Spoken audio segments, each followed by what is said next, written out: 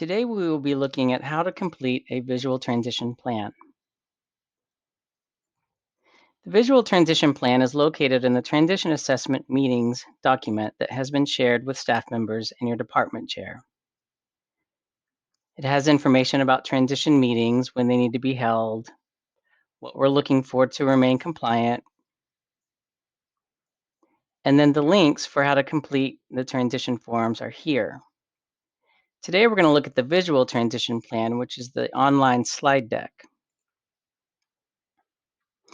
When you click on the link, it will ask you to make a copy for yourself. Go ahead and make a blank copy, save it in your drive, and then you will have access to it to then hold for your VTP meetings with students. Each student, you can open up the slide deck and save it with the student's initials so that you know who to refer to.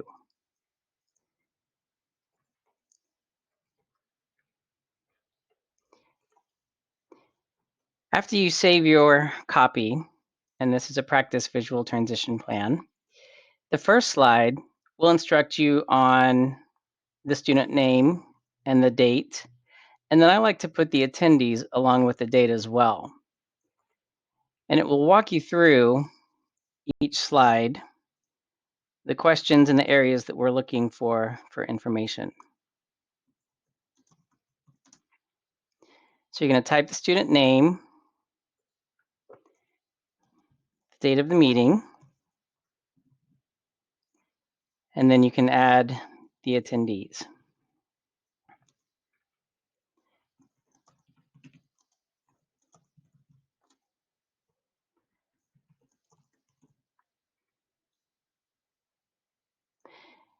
Then you move on to the next slide, which is looking for strengths and talents, the things that the student is good at.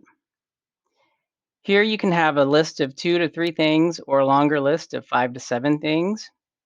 There is room on this slide so that if you need to add more for a longer list, you can.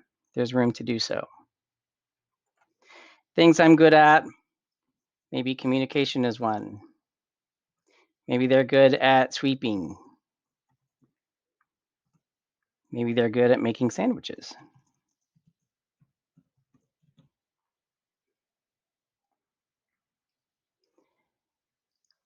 Then we move on to the next slide, which asks about challenges, the things that the student might need help with.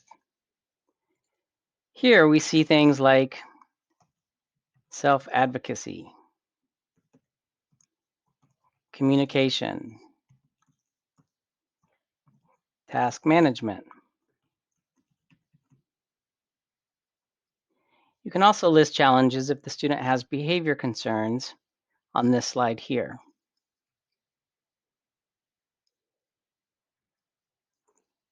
The next slide refers to lifelong plans after Round Rock ISD. So short term, where is the student going to live? And then long term. And you want to place those here.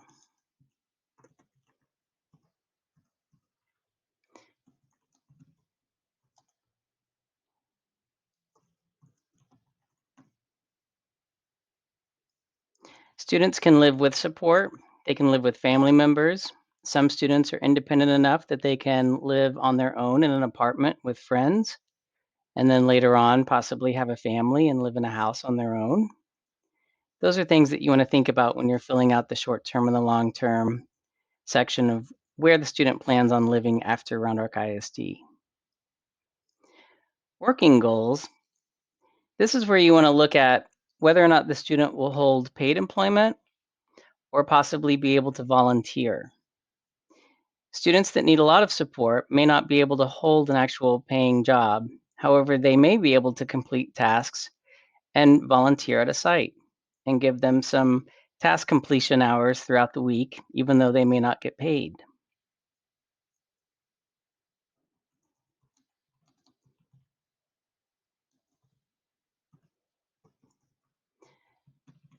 So you can list those under the working goals here.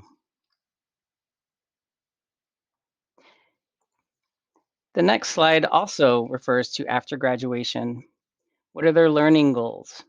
Are they planning on continuing with education? And there are various programs, especially with the functional life skills student, that are offered. ACC Steps, for example, the University of Texas has E4 as a program.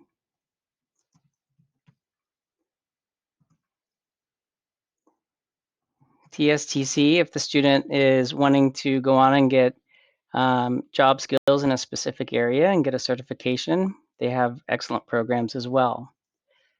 So this depends on how much the student is able to achieve on their own and whether or not the student it's appropriate for the student to go on to further their education.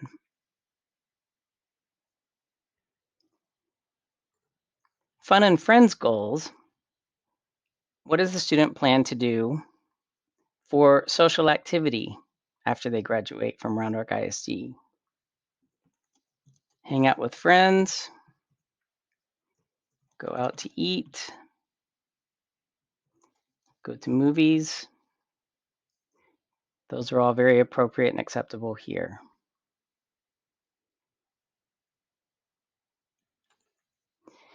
So then we shift a little bit from after Round Rock ISD to what the student is doing now to help with those goals.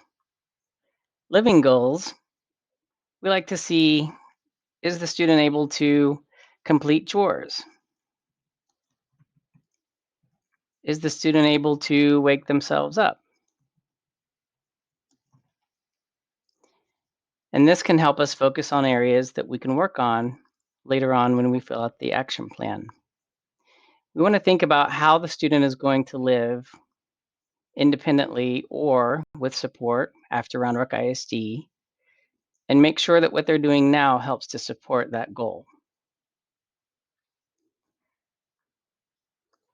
Working goals, we do have some students who are working part-time.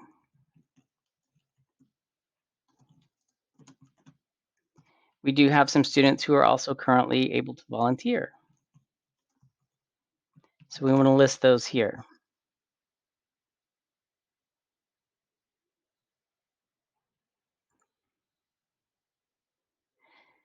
So then we want to shift to learning goals for what the student is doing now to help meet those goals for after Round Rock ISD. Here you can say something like earning credit towards graduation,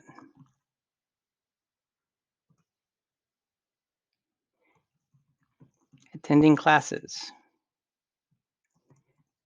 turning in assignments. Those are all appropriate and acceptable for here.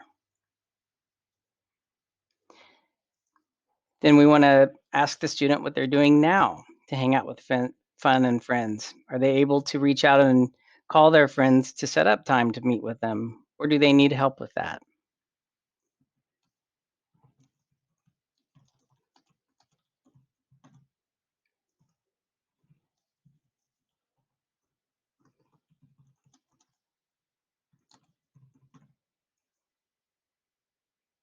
These all help in identifying areas where we may be able to help support their needs and their interests.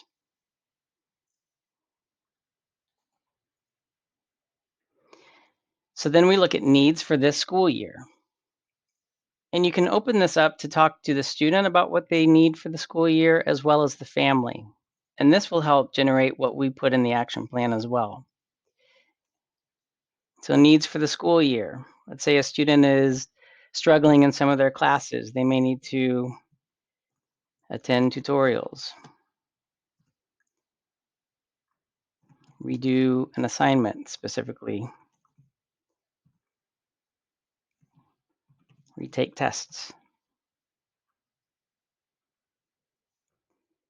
If the student that has communication needs and they're learning to use an assistive technology device, it may be that they need to learn to use the AT device for communication.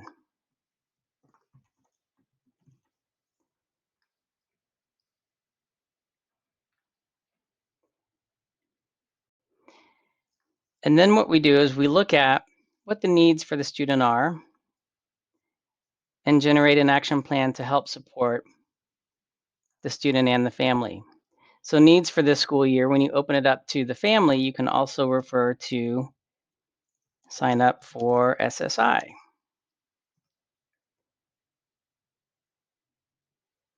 Check on HCS and class lists, where they might be if they've signed up several years ago and need to find out where they are on the list.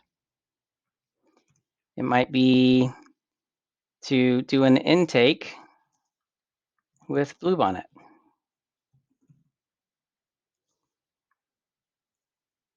Because Bluebonnet can help with a case manager in identifying supports that the student may be able to have access to currently, as well as after Round Rock ISD.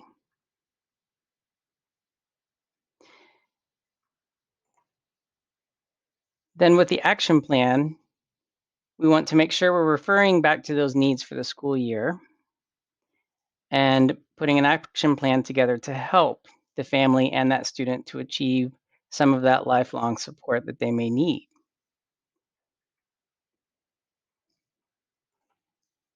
Here, I like to be a little more specific with the what and the who and the when with dates to help remind the family that even after the ARD, there may be some homework for them to do to continue with support for their student after Round Rock ISD. And the earlier we start getting that together and helping with that communication, the better. So if we go back to the needs for the school year, we said attend tutorials because this student is having trouble with their classes. So I'm going to say what? Attend tutorials. And who can help the student do that? The student, maybe family, mom and dad, maybe the teacher, case manager. Identifying the who will help determine who that student can go to seek help if they need help in setting up those tutorials. And by when depends on when this meeting is being held. And as soon as the meeting is finished, we will need that student to be able to start those tutorials to get those grades up. So we might want to say ongoing here.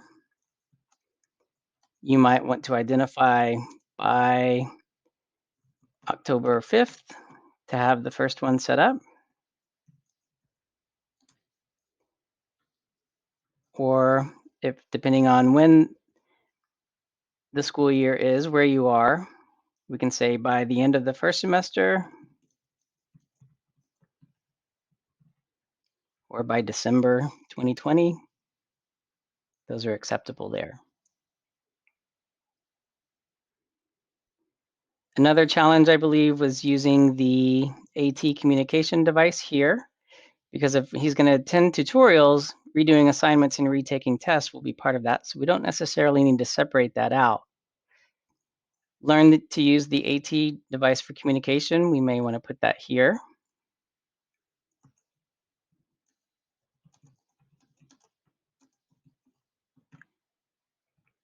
And typically that would be the student, family, speech pathologist, and maybe the case manager.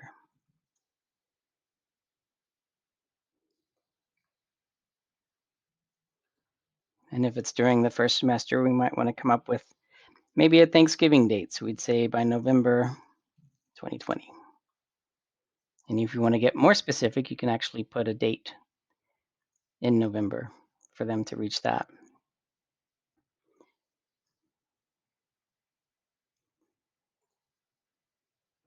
Sign up for SSI, check on HCS and class list and intake with Bluebonnet. These are going to be more family oriented, so we can list those here. And notice the color change for the font. Oops.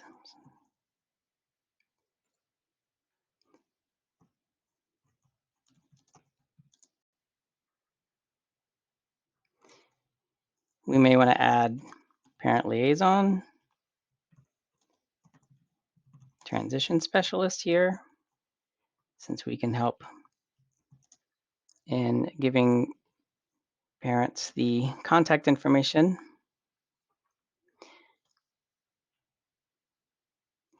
And maybe we want to do this by spring break.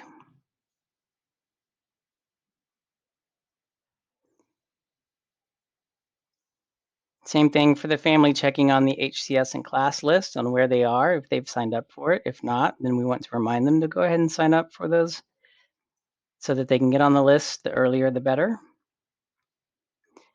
And then Bluebonnet intake. If they have access to Bluebonnet services, then we want to help facilitate that. So that can also be parent liaison, transition specialist, and the family to do that.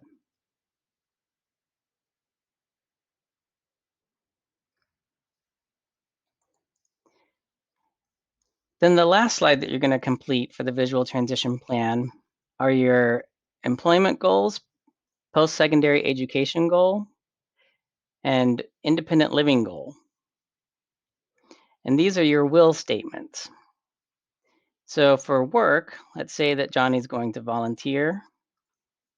We'll say John will, and let's say he wanted to work with animals. So we're going to say John will volunteer at an animal shelter. And that will be his long-term working goal. His educational goal, maybe he wants to attend ACC steps. So we're going to say John will attend ACC steps.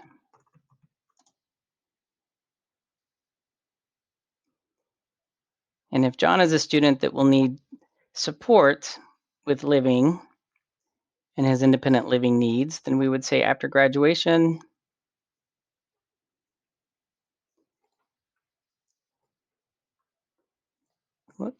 John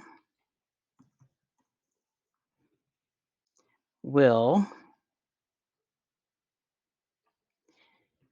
live in an apartment with support, or live at home, live with family with support, or will live independently in an apartment on his own, are all very acceptable and appropriate answers. Depends on the information that's gathered from the student and the family, as well as the need.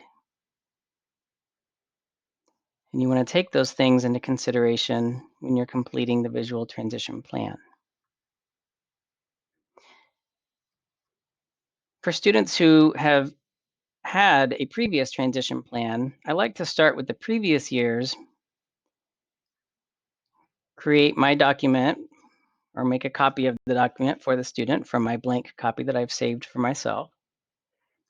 And sometimes I'll fill in some of those strengths and talents that were referred to last year. Fill in some of the challenges that the student had last year at the meeting. And then as you're discussing these same areas, ask the student, has anything changed here? Or ask the family member if anything has changed. And it will help remind the family what was discussed in the previous year's transition plan, as well as help to gauge where the student has been successful with achieving things and where the student may still need some help. Once that is completed, you may copy and paste it into the transition form in eSped. However, if you are having trouble with the technology piece of that, it is okay to archive the visual transition plan along with the annual meeting. And if you need help with archiving that, you can send it to your ARD facilitator who can help make sure that it is archived with the annual meeting if you are unable to copy and paste it into eSped. So that is our visual transition plan online. I hope you enjoy using it. And thank you for your time today.